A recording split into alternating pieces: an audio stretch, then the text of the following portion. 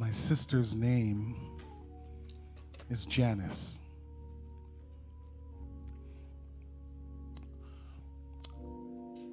On the morning that my parents called 911 to take me to the hospital, nobody really knows how sick I am. I remember vaguely the ambulance workers asking me a whole bunch of questions. What's your name? What's your date of birth? And I was failing the answers like crazy. Now, it's an interesting thing, right? Because during this pandemic, just as many of you have had losses, my family has also had many losses. Like, I lost both of my grandparents in 14 months. Can I get a witness? Anybody know that experience? I used to sleep in between my grandparents. My grandmother fed me by mouth by herself until I was about 14.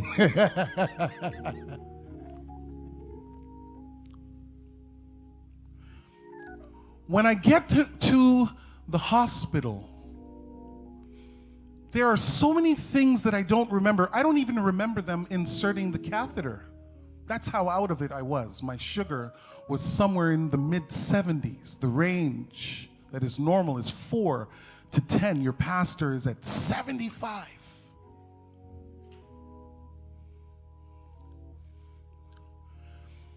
And I know that it has to be overwhelming for my parents because my mom has now been to the graveside for both of her parents in less than 14 months. And now she's in the same hospital that my grandfather would have been sick in with her sick son.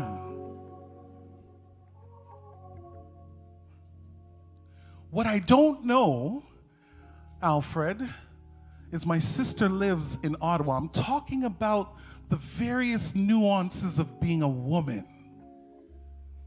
What I don't know is that my parents have called and says, your brother is sick. I arrive at the hospital at about 12 in the afternoon, and somewhere between 7 and midnight, she comes. That's a good sister. That's a good sister. What I don't know is that because my levels are all over the place, I'm agitated. Anybody know what I'm talking about? I can't lie down even if I want to, because whatever they're pumping through my system, I keep sitting up and I keep sitting down, and every time I sit up, the whole machine, the whole room just starts lighting up like it's Christmas. Unbeknownst to me, the doctors have now said, if we can't get your brother, your son, to lie down, we're going to have to tie him to the bed.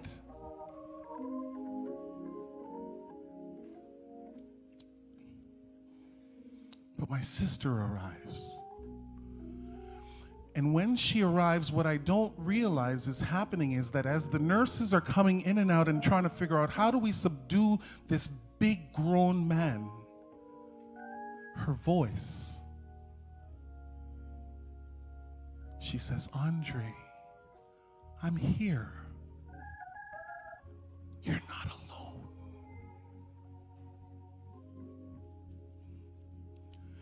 And as the doctors and the staff begin to watch the influence of a sister who has come from a distance, being able to make her brother lie down when nobody else can, they say, since you seem to be the one that he listens to, you can stay with him.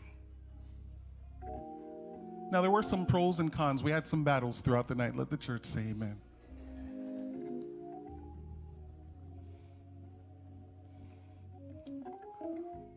She only left to get a tea. All night long, every time I sat up, she said, lie down. And she would just talk to me from across the room. Because my heart was racing, if they would have tied me down, which they were well in their right to do because I was out of control, I may have died.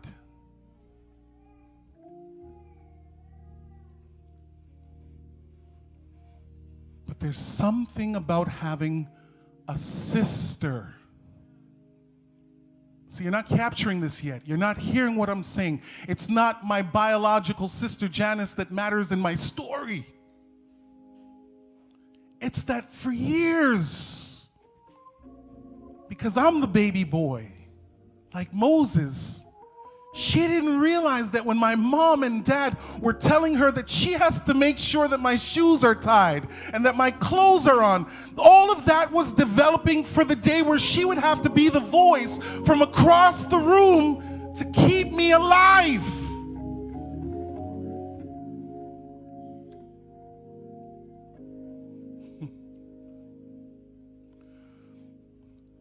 On this Mother's Day Sabbath, I celebrate the mothers who have birthed babies.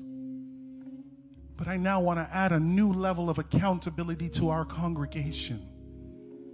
I know that this is what we do to fill the calendar in many spaces. We like to come because we will have flowers, and by the way, we do have flowers. But above and beyond the flowers, can I tell you, sisters, you have to develop a voice with the next generation so that when they are in crisis and they can neither lie down or sit up because they're out of control, they need to have heard your voice before this. I hear you. Relationships. They don't need another parent. They don't need another dictator. They need somebody that will say, lie down, it is well with you. Be at peace, God is with you. You may be going through something that is turbulent right now, but I can see the deliverer in you.